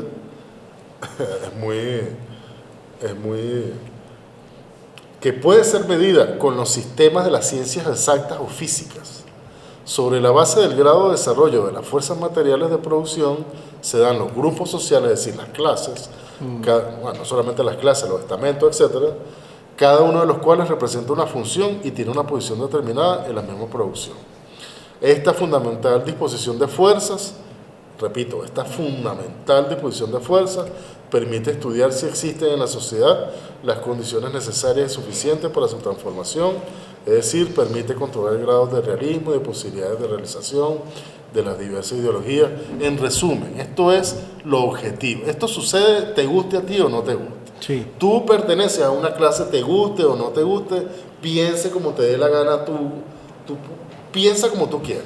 Pero, o mejor dicho, haz alarde de pensar o de libre pensar lo que te dé la gana, pero tú perteneces a una clase objetivamente y eso no lo puedes cambiar, ¿no? Sí. A menos que Y las capacidades y límites que tienen las fuerzas, las relaciones sociales es objetiva también, que es lo que va a decir. Uno pensaría cuando lo lee ahí, bueno, es medible bajo los criterios de las ciencias naturales y dice, bueno, esto es una cosa del economicismo de comienzo del siglo XX, pero cuando lo aterriza, sí, se refiere a una cosa que puedes medir, porque dice, bueno, claro, nadie puede modificar el número de empresas ni de empleados. Si tienes un límite, tú tienes una empresa, claro, y esa empresa no puede tener más empleados de lo que quiere, ni menos, ni la población, es decir, el dato de cuánta gente vive en las ciudades, de cuánta gente trabaja en una fábrica, es un hecho medible, no es un hecho, claro, la posmodernidad no te puede decir, bueno, eso no lo puedes medir, porque es una cosa de los sentimientos, no es una cosa que puedes medir. No es relativo. No es relativo. El número de fábricas, el número de trabajadores, el número de ciudades, quién vive donde vive, es un dato concreto. No, de hecho es muy oportuno que lo diga así con su lenguaje de comienzo de hace 100 años,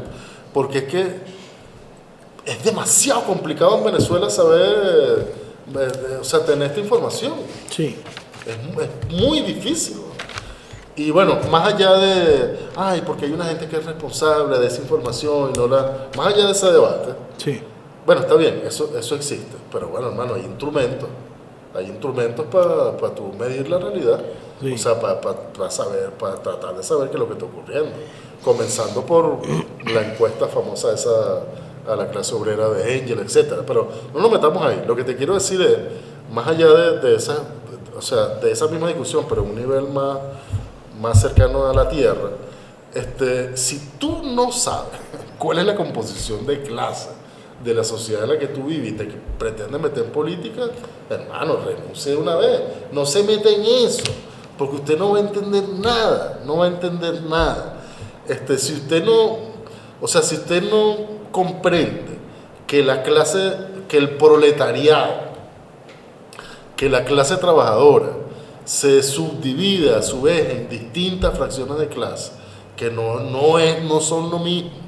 O sea, que no es lo mismo el trabajador, a propósito de la conversación que teníamos más temprano, no son lo mismo los muchachos ¿cómo se llama? ¿Cómo que es el término técnico? De los trabajadores de plataforma. De plataforma, de los que trabajan en el sector textil, de los que trabajan en la industria petrolera, de los que trabajan, no es lo mismo. O sea, hay distintas fracciones de la burguesía, hay unas que están conectadas, están más vinculadas a una clase política y otras que están más vinculadas a la otra. Es decir, pero en todo caso, porque no nos da chance de meternos en esa hondura, lo que Gramsci plantea aquí es, eso existe, a ti te guste o no. Sí. Eso es medible como se mide la física, como se miden las ciencias naturales. Y si usted no maneja esa información, hermano, vale, yo lo siento mucho, pero hay que decir que en algún momento pareciera que dejó de importar.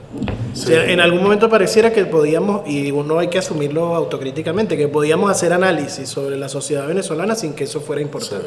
Sí. Y que podíamos decir un montón de cosas sobre la política. Bueno, puedes decir sobre lo coyuntural, efectivamente. Si tú no tienes eso, solo te queda hablar sobre lo coyuntural y lo anecdótico, los datos Pero sin esos datos, ¿cómo hace?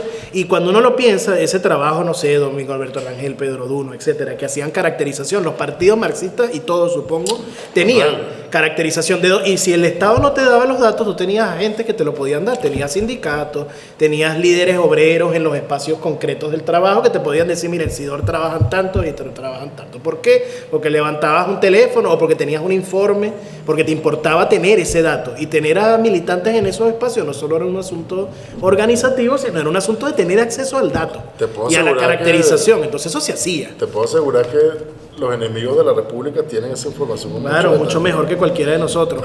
Pero ¿por qué dejó de importar? Bueno, porque pasó a ser una cosa economicista, pasó a ser una cosa como, bueno, esto lo importan otras dimensiones, que son importantes efectivamente, y en Gramsci son importantes. Pero aquí, bueno, tú no puedes hacer el análisis en el aire, tienes que hacer el análisis Correcto. Y nos falta. Lo lamentable aquí es que si alguien está esperando que nosotros lo tuviéramos, bueno, no lo tenemos. Spoiler, no lo tenemos. Pero queremos tenerlo y hay que trabajar en tenerlo. Porque pero además, si tenemos o sea, y si las tuviéramos, no nos da chance. Sí. Pero hay aproximaciones, etcétera. Sí, pero en todo caso, es lo que hace falta. Tener un balance sobre la realidad venezolana en esos términos cuantificables, etcétera. Por lo menos trabajamos con hipótesis, con aproximación a la realidad. Bueno, luego esto en relación con las relaciones, perdón por la cacofonía, las relaciones objetivas sociales, luego las relaciones de fuerza política y de partido. Permítame, bueno, pasarlo más o menos de largo. Es la parte más larga, de hecho. Un momento sucesivo es la relación de las fuerzas políticas. O sea, ya no es lo objetivo social, y aquí es el campo de lo político, la relación de las fuerzas políticas, es decir, la valoración del grado de homogeneidad, autoconciencia y organización alcanzado por los diversos grupos sociales. Entonces, él aquí establece como unos grados, ¿no? O sea, que en este momento, por cierto, él lo llama un momento sucesivo, o sea, después del momento de las relaciones objetivas sociales, le sigue un momento de las fuerzas políticas, de las relaciones de las fuerzas políticas. Entonces él dice que este momento a su vez tiene como distintos grados, ¿no? Entonces habla como de los niveles como básicos de la solidaridad, y hacia el final, o sea, cuando habla de la hegemonía, dice, un tercer momento es aquel en el que se logra la conciencia de que los propios intereses corporativos en su desarrollo actual y futuro superan los límites de la corporación de grupo puramente económico y pueden y deben convertirse en los intereses de otros grupos subordinados.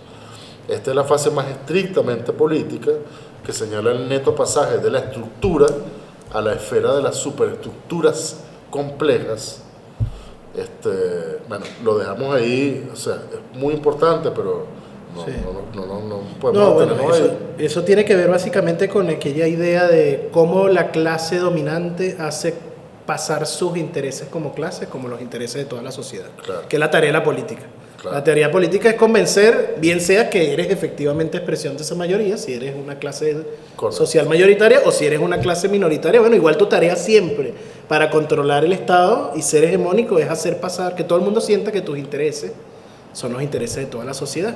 Entonces, claro, todo el mundo hace pasar sus intereses particulares, es el trabajo del político, como si no son mis intereses, son los intereses, yo hablo por los intereses de todos nosotros. Descubrir hasta qué punto eso es así o no, Así es la no lo tarea sean, exacto. de la gente también. Ajá. Es la fase en la cual las ideologías ya existentes se transforman en partido, entre comillas, se confrontan y entran en lucha hasta que una sola de ellas, o al menos una sola combinación de ellas, tiende a prevalecer, a imponerse, a difundirse por todo el área social, determinando además de la unidad de los fines económicos y políticos, la unidad intelectual y moral, ¿no? Esto es el liderazgo intelectual y moral, planteando todas las cuestiones en torno a las cuales hierve la lucha, no sobre un plano corporativo, limitadamente corporativo, sino sobre un plano universal, entre comillas, y creando así la hegemonía de un grupo social fundamental sobre una serie de grupos subordinados.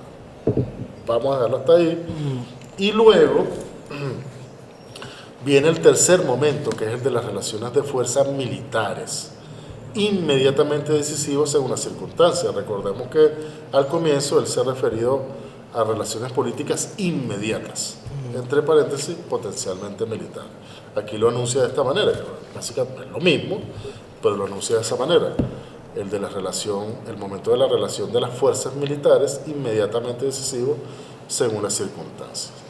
Y aquí hace una precisión metodológica, no sé si es una precisión de método realmente, Manuel, pero que me parece capital. Está en el esquema que le vamos a compartir. El desarrollo histórico oscila continuamente entre el primero y el tercer momento, con la mediación del segundo. Entre el primero, el momento de las relaciones objetivas sociales, y el tercero, las relaciones políticas inmediatas. Es decir, cuando la cosa se resuelve militarmente, ¿no? Por la fuerza, si es necesario. Pero, entonces, entonces ese es el más importante. No, entonces, no, bueno, no, el más importante siempre va a ser el primer momento. No, el más importante, Gramsci no lo dice así, pero bueno, me atrevo a decirlo yo. El más importante, Manuel, es el segundo, porque el segundo es el momento que media entre el primero y el tercero. Es decir, el momento, Gramsci lo que está diciendo aquí, hermano, aquí la clave es la política. O sea, lo clave es lo político, ¿no? Bueno, él distingue entre 2 grados de lo militar, no nos vamos a parar allí, aunque dice, cónchale. Sí, bueno, Dice, lo técnico militar y lo político militar, ¿no? No, además dice cosas importantes para nosotros, porque habla de los casos en que una nación es ocupada, etcétera. Pero bueno, no nos detengamos allí en este momento.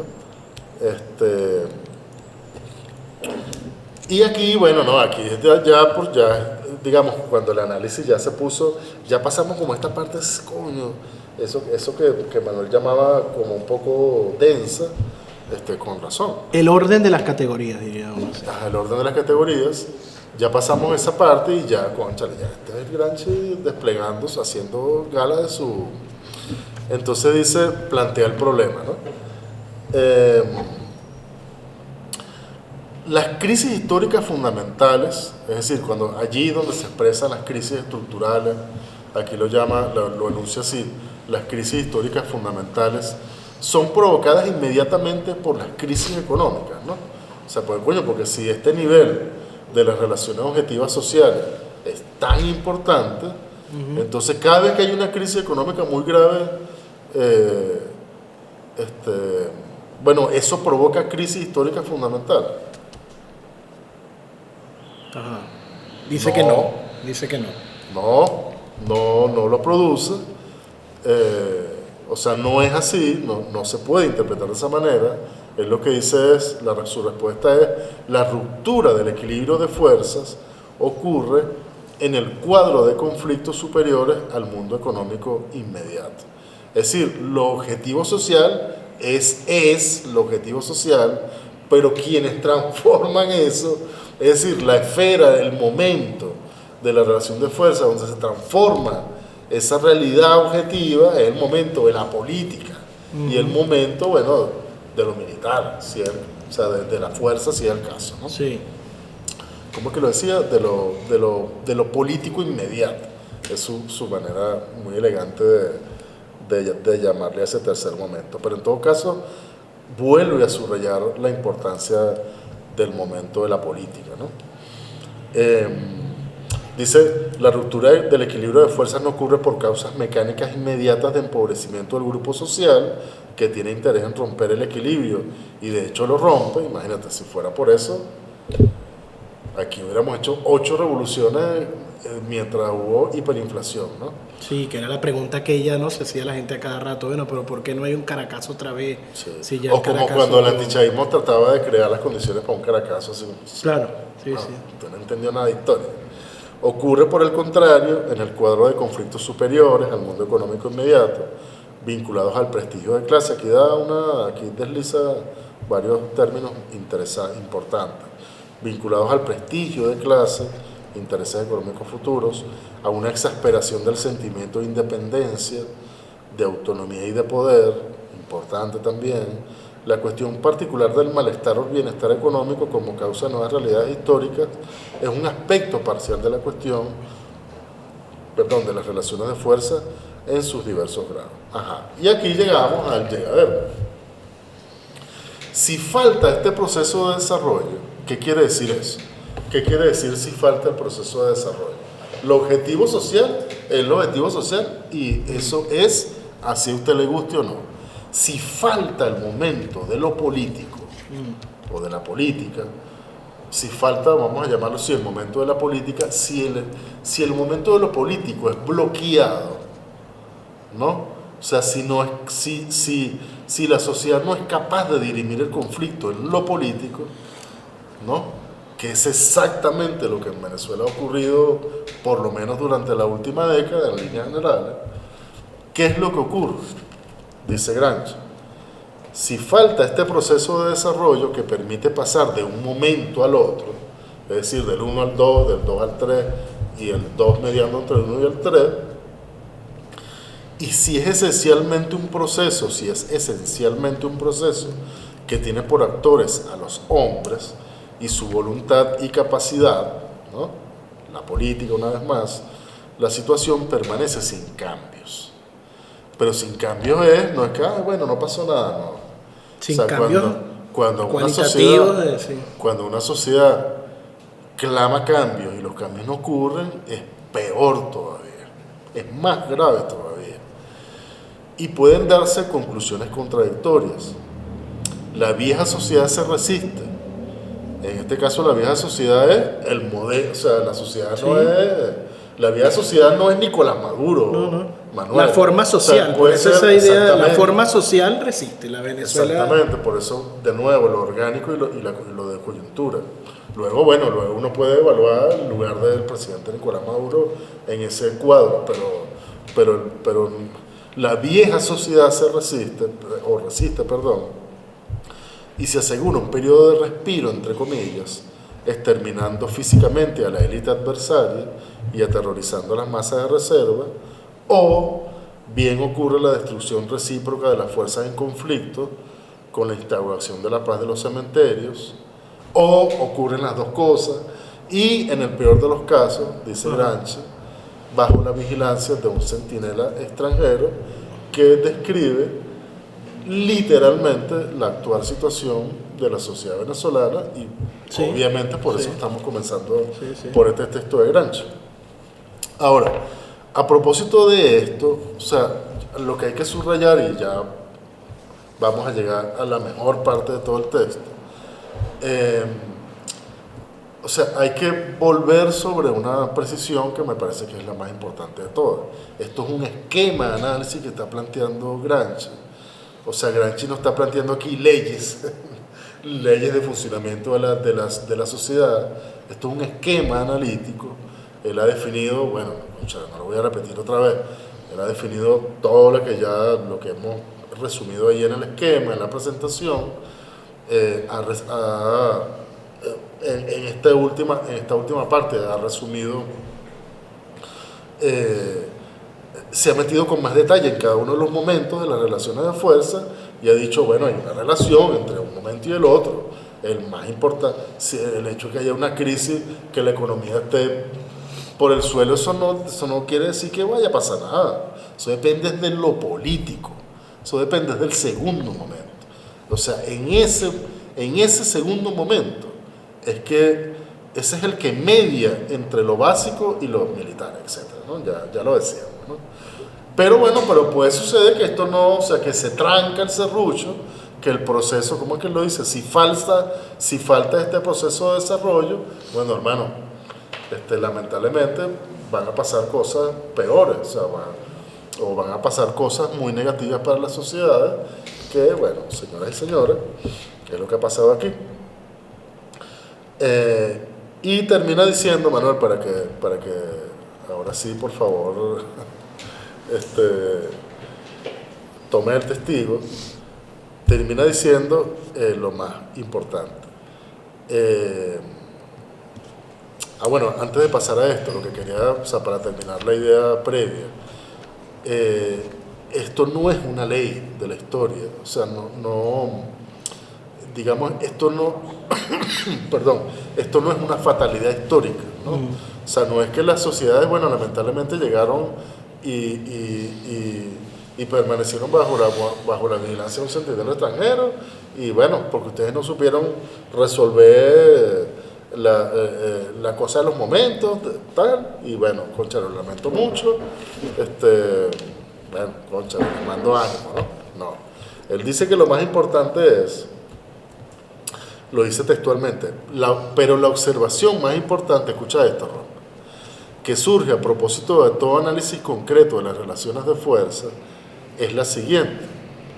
Tales análisis, todo este poco de cosas que hemos dicho aquí, toda esta lectura de Gramsci que hemos hecho aquí, no pueden ni deben convertirse en fines por sí mismos, a menos que se escriba un capítulo de historia del pasado, a menos que tú te quieras hacer famoso, a menos que este es un video para monetizarlo, y queremos ser... Podríamos hacer otras cosas si quisiéramos monetizar. Sí, si quisiéramos ser simpáticos, caerle bien a la gente, ¿no? Tales análisis no pueden ni deben convertirse en fines por sí mismos y que adquieren un significado solo en cuanto sirven para justificar una acción práctica. Este es el Gramsci que me encanta. Una iniciativa de voluntad. O sea, lo que nos está diciendo es sean serios, o sea, analicen con rigor su realidad, pero ustedes lo que tienen que es transformar su realidad, ¿no? Sí. O en todo caso, yo lo que te estoy dando es herramientas para transformar tu realidad, no para que, cónchale, ver qué mal nos fue. Ellos muestran cuáles son los puntos de menor resistencia donde la fuerza de la voluntad puede ser aplicada de manera más fructífera. Sugieren las operaciones tácticas inmediatas, indican cómo se puede lanzar eficazmente una campaña de agitación política, qué lenguaje será el que comprenderá mejor las multitudes, etc. El elemento decisivo de toda situación es la fuerza permanentemente organizada y predispuesta desde hace mucho, a la que se puede llevar adelante cuando se juzga que una situación es favorable, y lo es solo en la medida en que una fuerza semejante existe y está impregnada de ardor combativo. O sea, cónchale, Gramsci, pero no sea así. O sea, el problema nuestro es que tenemos una fuerza debilitada, por eso fue que entraron los gringos aquí como quisieron y se llevaron al presidente. O sea, en otras circunstancias, obviamente eso no hubiera ocurrido. Entonces tú me estás diciendo que esto me sirve cuando tenemos fuerza, ¿no? Ajá. Se dicen no. Una tarea esencial, es por ello una tarea esencial velar sistemática y pacientemente para formar, desarrollar y tornar cada vez más homogénea, compacta y consciente de sí misma a esta fuerza. Ese es el objetivo último de todo este análisis que está haciendo Gramsci. Entonces tú dices, bueno, entonces lo que me decía Manuel, entonces, cónchale, pero y nosotros vamos a leer ese poco de cosas y no vamos a tirar, por lo menos, no vamos a sugerir nada sobre ¿y cuáles son esos puntos de menor resistencia? Bueno, vamos a ver, ¿no? Ajá. Pero, en todo caso, y no es una reflexión circular, digamos, digamos, el punto de partida, lo que tendría que ser sentido común. Bueno, usted no crea fuerza si no comprende su realidad. Usted no crea fuerza si no entiende que hay una estructura, que hay una superestructura, para decirlo en los términos de Gramsci. Incluso uno puede llegar más o menos a las mismas conclusiones, probablemente, bueno, apelando a otro arsenal conceptual, teórico, etcétera. Y nos tocará hacerlo porque si no terminamos con este capítulo y no sé, si esto fuera suficiente no leeríamos otros textos para ver a dónde nos conducen de esto, sí.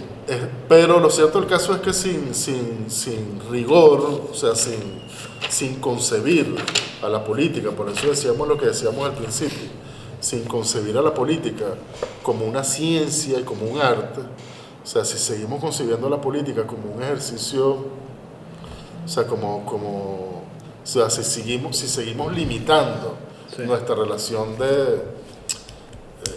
nuestra manera de entender la política como si lo seguimos reduciendo a un acto de fe, no, es que yo confío en que lo están haciendo porque esa es lo que mejor nos conviene, hermano.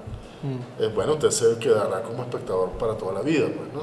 Sí. Entonces, o sea, yo sé que eso puede sonar muy antipático, pero, y de verdad, ofrecemos nuestras más sinceras disculpas porque no es nuestra intención en lo absoluto. No nos sentamos aquí 2 horas para, o sea, no queremos ser famosos, pero tampoco queremos decir cosas que puedan ser malinterpretadas o que puedan resultar ofensivas para nadie, ¿no? Todo lo contrario, lo que queremos es como reivindicar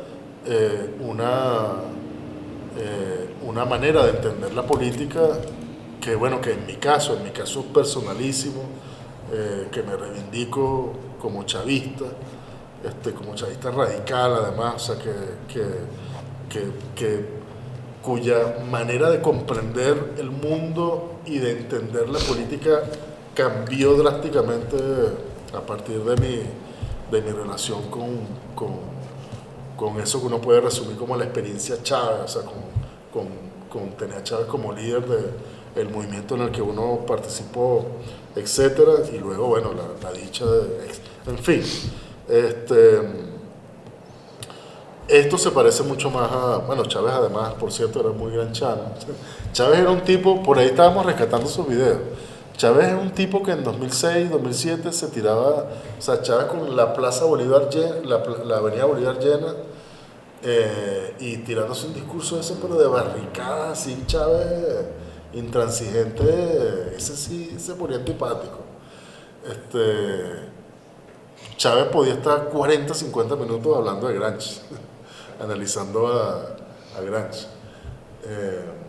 Bueno, en fin, lo que quiero decir es, bueno, eso, reivindicar la política como una ciencia, como un arte, a la que hay que tratar con respeto, pues, ¿no? O sea, digamos, el análisis político más que la política misma, aunque una cosa va con la otra, obviamente, ¿no? Bueno, Manuel, esta es la parte que estuviste esperando todo este tiempo, así que por favor. No, voy. Ya veremos más adelante en las próximas experiencias cómo se marcan o cómo aparecen las diferencias, etcétera, de otra naturaleza o de posiciones. En fin, yo sí creo que ahí, si nos faltan, y en el rigor de lo que está planteado, hay un conjunto de elementos sobre lo objetivo real que tiene que ver con estos datos, etcétera. Sin embargo, si nosotros caracterizamos y decimos, bueno, esto es una crisis de la forma de organización de la sociedad venezolana. Es decir, la forma social venezolana, que no es la forma social venezolana del chavismo, sino que es la forma social de la Venezuela en el largo plazo. O sea, la Venezuela en un periodo mucho más largo entra en crisis. Y en esa crisis termina ocurriendo, que es parte de lo que llegábamos, ¿no? Termina ocurriendo que las fuerzas en conflicto se aniquilan mutuamente, que no quiere decir que se desaparezcan físicamente, sino que aniquilan su propia potencialidad política. Su capacidad política de agencia está aniquilada en lo concreto. ¿Por qué está aniquilada? Está aniquilada porque entra en vigilancia, o sea, pasaron a estar bajo la vigilancia del centinela extranjero. Es decir, las élites políticas venezolanas están subordinadas a lo que se decía desde Washington, si uno lo dice en términos concretos. Los polos centrales hegemónicos de las fuerzas políticas en pugna que dirigían el chavismo, el gobierno venezolano, etcétera, y las fuerzas dominantes de la oposición están bajo vigilancia y control del centinela extranjero. Bueno, en esa situación, el tercer actor, que es el pueblo venezolano, es decir, las organizaciones sociales o la gente en general, que está convertida en un mirón de palo, porque ni siquiera es un actor de segunda que está actuando, haciendo las cosas que le mandan, sino que deja de ser un actor, está en condiciones de, bueno, no solo analizar para ver, sino que esa es la debilidad, diría yo ahí. Si aquí dice, bueno, el trabajo es ver cuál es el elemento decisivo, dónde está la principal debilidad, ¿no? Es decir, la tarea esencial es velar sistemáticamente por identificar dónde está la debilidad y entonces, sobre la base de esa debilidad, dónde la fuerza política puede actuar. Yo diría que la debilidad está dentro, es decir, la debilidad está en que las élites, las clases dirigentes, los grupos políticos principales del país están anulados en su capacidad de acción. Anulados en su capacidad de acción, si la gente se organiza, puede en el territorio de lo nacional empezar a jugar un papel de acción distinto, propio, o sea, retomar la acción política, retomar la iniciativa política de la gente en las formas distintas del pueblo, diría uno en su sentido específico. Es decir, que el pueblo venezolano pueda volver a ser actor de la política, tiene en este momento una posibilidad interna en la medida en que los actores principales de la política están anulados en su capacidad de acción porque están subordinados por ese centinela. ¿Puede ese centinela controlar a toda la sociedad venezolana? Bueno, probablemente no tan fácilmente como puede controlar a las élites, porque además tiene vías, intereses, etcétera, que esas élites ponen en juego que la gente no. Entonces, recuperar una autonomía del campo de la política para que la gente pueda organizarse, para que el pueblo venezolano, porque la gente siempre es una categoría distinta, pero para que el pueblo venezolano, entendido como organización, pueda empezar a jugar ahí, es clave. Es decir, que el pueblo venezolano pueda jugar frente a esa situación de aniquilación de fuerzas y además identificar, bueno, si la crisis es una crisis de la forma social venezolana que puso en crisis al Estado, puso en crisis a la economía, etcétera, bueno, ¿cuál es tu papel como actor en la transformación cualitativa de eso? Si probablemente no hay las condiciones en este momento, pero sí crear las condiciones para terminar de empujar, incluso en la situación que parece la más desfavorable posible, y lo que uno está diciendo es una locura, pero poder jugar el papel para ahora sí dar el paso definitivo para poder construir esa forma social nueva. Bueno, puede ser que estés en unas condiciones en las cuales, bueno, los actores de la élite política que preservaban esa forma social están en jaque. Estando en jaque, a lo mejor tienes chance de, si te organizas y te activas como pueblo, empezar a jugar un papel distinto, que él te dé la oportunidad de, bueno, reactivar y empujar esa forma social hacia otra cosa, que es a lo que en todo caso, si uno tiene que hacer un llamado de agitación, sería, bueno, retomemos como pueblo venezolano nuestra capacidad de acción en el conflicto, aprovechando de que, bueno, las élites dirigentes están en jaque. Si las élites dirigentes están en jaque, empecemos a jugar un papel popular otra vez ahí, en función de que no de la preservación del sistema, porque al final, cuando uno piensa, bueno, un sistema social que está en crisis, una forma social, la forma social venezolana de el petroestado y del rentismo petrolero, etcétera, entra en crisis, toda la élite política es élite política porque es la élite de ese sistema, es decir, el Estado, las clases políticas, las fuerzas políticas dominantes, son fuerzas políticas dominantes porque son fuerzas políticas de la preservación de ese, a pesar de que dentro de ellas haya habido contradicciones, pero de la preservación de esa forma. El que tiene todas las de ganar es la mayoría social que empuje por terminar de acabar con esa forma social y de construirse, de darse otra. Ahí lo que tendría que haber es recuperar su autonomía también. O sea, si ese sujeto recupera su autonomía, lee la situación y no lee la situación como una situación absolutamente desfavorable, sino que sabe leer, bueno, cómo jugamos un papel distinto aquí, porque a lo mejor el centinela no nos puede dominar a todos, a lo mejor el centinela tiene una capacidad de dominar a los grupos minoritarios, que fue lo que dije, pero no a toda la población venezolana. Si esa población se reagrupa y ese reagrupamiento pasa, bueno, por recuperar un montón de cosas que se perdieron, la bandera de lo nacional, entender la importancia de la soberanía, de entender la importancia de la acción política concreta, de la autonomía, que es cuesta arriba, pero hay actores, hay en la población venezolana, no solo porque no los conoce, sino porque nuestra apuesta tendría que ser a creer y confiar en que existen venezolanos soberanistas, que creen en lo nacional, que creen en la importancia de darse un destino, que creen en la importancia de darse su propio gobierno, etcétera. Bueno, ese actor agrupado pues puede darle salida a la cosa, a lo mejor no mañana, pero sí más adelante. Y si en este balance está esa crisis, bueno, la apuesta tendría que ser para allá. La apuesta tendría que ser a que un sujeto pueda retomar en sus manos el control de la situación y quitarse al centinela de encima, porque si el centinela no se lo va a poder quitar probablemente las élites dirigentes, pero sí se lo puede quitar la población si se organiza para eso. Y ese sería mi llamado agitativo, irresponsable, etcétera. No, la importancia de... No, está bien, Manuel. Yo subrayo la importancia de conocer o de comprender, de reconocerse no solamente en los intereses, sino en los anhelos de las clases populares en Venezuela, ¿no? O sea que hay un cierto discurso medio, no sé cómo calificarlo, y no quiero, volviendo a lo que acabo de decir, no quiero decir nada que...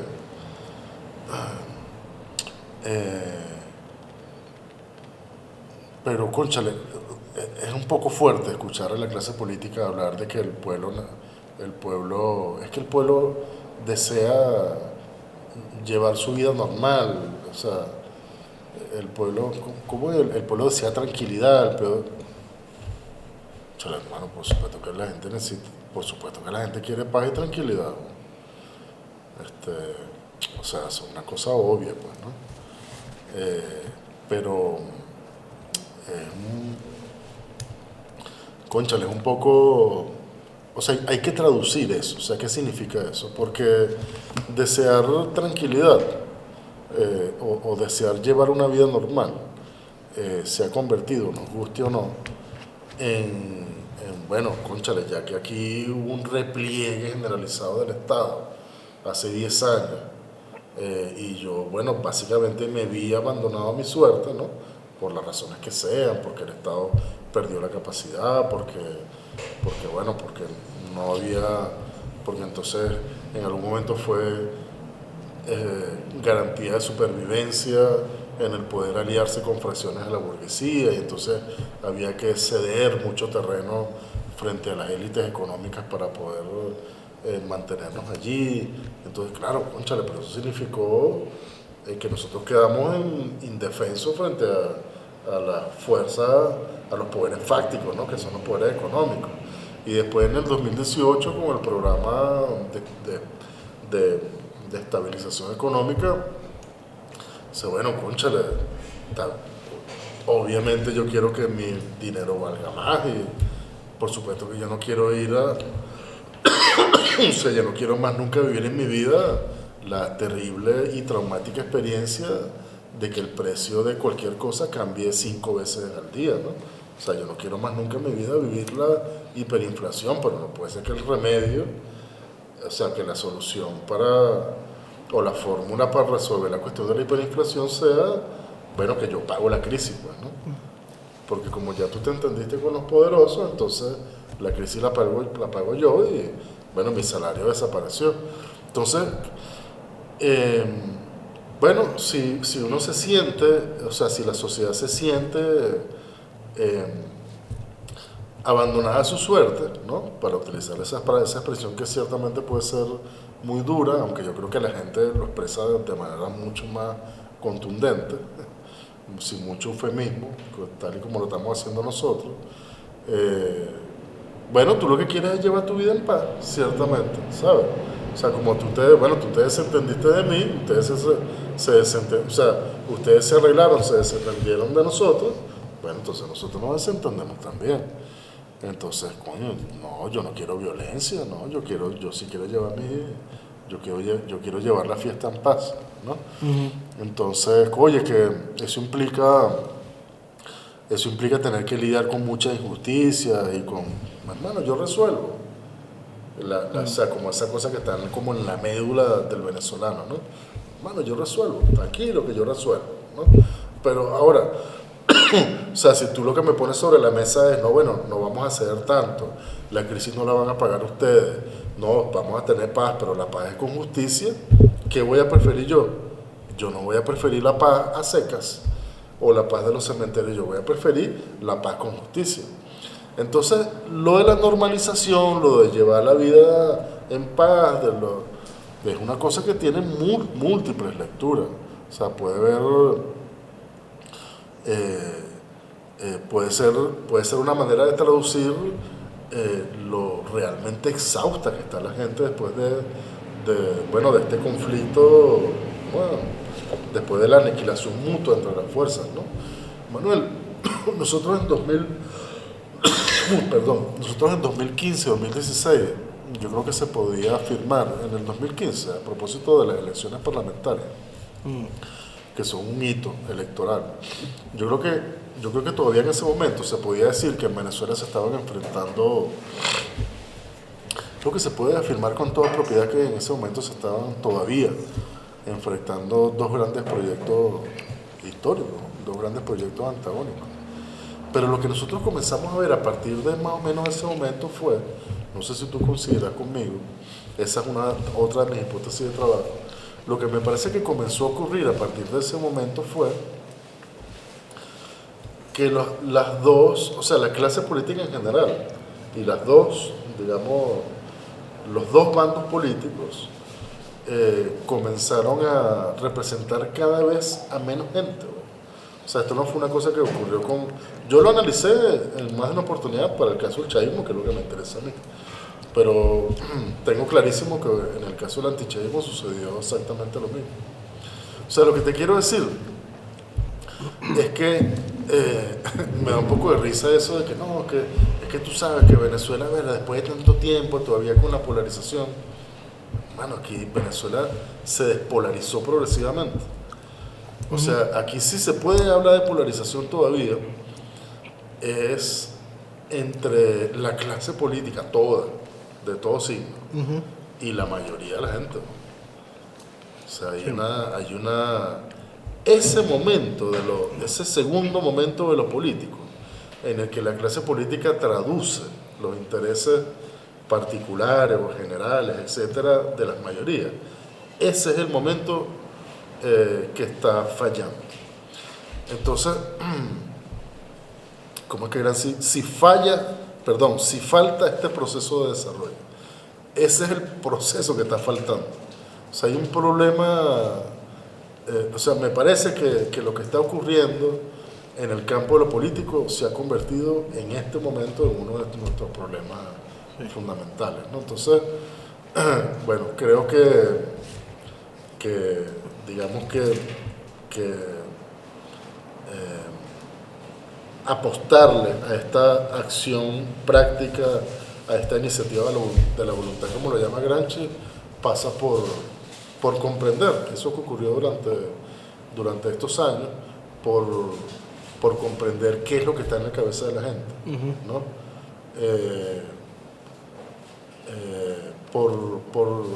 Por eso te decía, por traducir, pero genuinamente sus anhelos. Sí. No acomodarse en lo de... O sea, como la gente está resolviendo, entonces yo voy a apoyar a los emprendedores. No, hermano. El problema es el emprendedurismo. O sea, el problema es las condiciones que obligaron a la gente a emprender, ¿no? Me refiero, por supuesto, al emprendedurismo realmente existente, el producto de la crisis grave económica, en fin. No quiero divagar más. En todo caso, bueno, por supuesto que no es absolutamente imposible y resultaba excesivamente ambicioso pretender que no ocurriera lo que ocurrió, que es que me parece que a propósito de Gramsci, o sea, creo que, no sé qué te parece, pero me parece que logramos el objetivo de transmitir Sí. lo central del planteamiento de Gramsci. Creo que no logramos La capacidad de síntesis. hablar menos de lo que... No, bueno, de lo pero que ya se verá, la gente creo escuchará, que lavar la ropa, se friega los platos, escucha creo mientras que va manejando. usted lo pone como en WhatsApp. O 1.5. Sí, lo pone en 1.5 y no le para mucho a lo que en todo caso, aquí, mira, ¿cuál es la cámara? Bueno, la cámara que sea. Aquí lo importante no somos nosotros.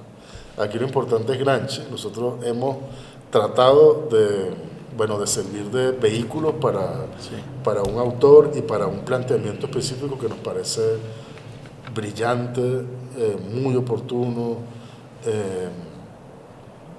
y necesarísimo. O sea, este tipo de herramientas de análisis son muy necesarias, muy útiles, pueden resultar muy útiles en estos tiempos.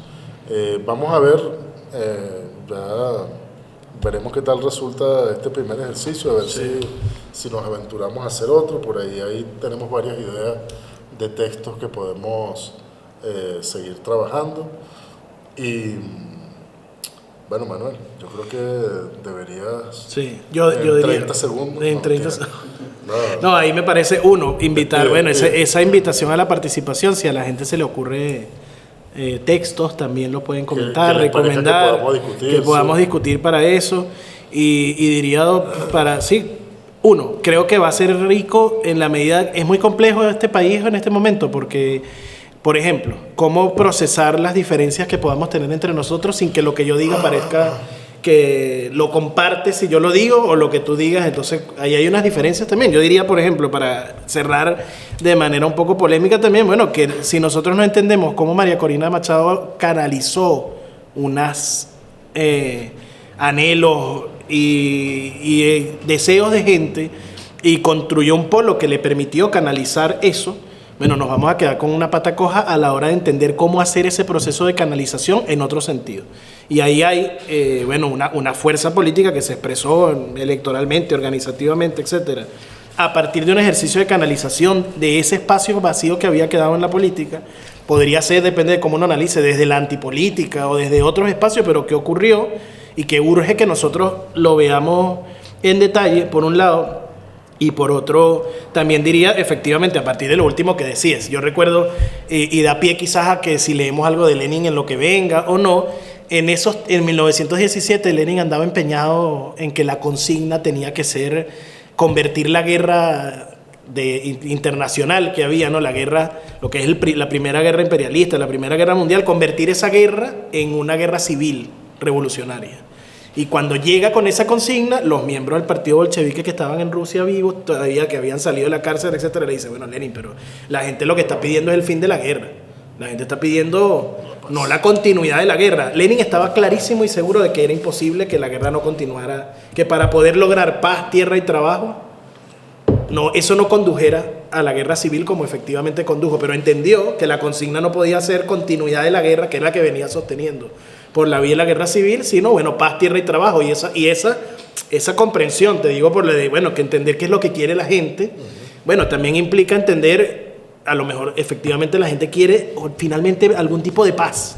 ¿Cuál es esa paz? Bueno, va a ser importante analizarlo, pero sí creo que no hay que engañar a la gente en que la existencia del centinela, la existencia de la subordinación de Estados Unidos, etcétera, bueno, va a conducirte tarde o temprano, eso va a traer un conflicto a la larga. O sea, no hay que engañar a la idea de que tarde o temprano nosotros no nos vamos a tener que enfrentar como sociedad ante el hecho de que nos va a tocar emanciparnos de nuevo y demás, y decir, bueno, sí hay que lograr que este país tenga cierta estabilidad, que la gente pueda tener capacidad, y esa estabilidad también va a ser importante para acumular fuerzas, para organizar de nuevo el tejido social, porque si todos estamos haciendo 5 cosas, teniendo 3 trabajos, matando tigres, todos estamos en eso, bueno, ¿qué tejido social vamos a construir? ¿Cómo organizamos políticamente? Entonces, bueno, a lo mejor va a hacer falta un periodo de estabilidad que permita que la gente pueda retomar esa capacidad.